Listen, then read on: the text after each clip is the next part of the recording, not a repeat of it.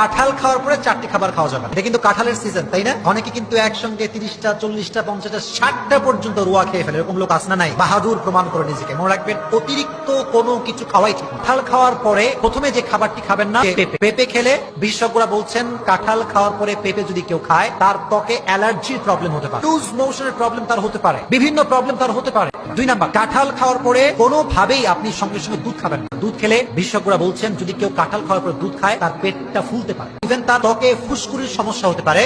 এবং বিশেষজ্ঞরা বলছেন এই কথা যে সাদা রোগের সমস্যা হতে পারে। কি সমস্যা হতে পারে? সাদা রোগের সমস্যা হতে পারে। এই জন্য যেহেতু কাঁঠাল খাওয়ার পরে দুধ খেলে সমস্যা আমাদের হতে পারে, এই জন্য হাদিস অনুযায়ী যেটা নিজের ক্ষতি হয়, আমরা কখনোই কাঁঠাল খাওয়ার পরে দুধ খাবো।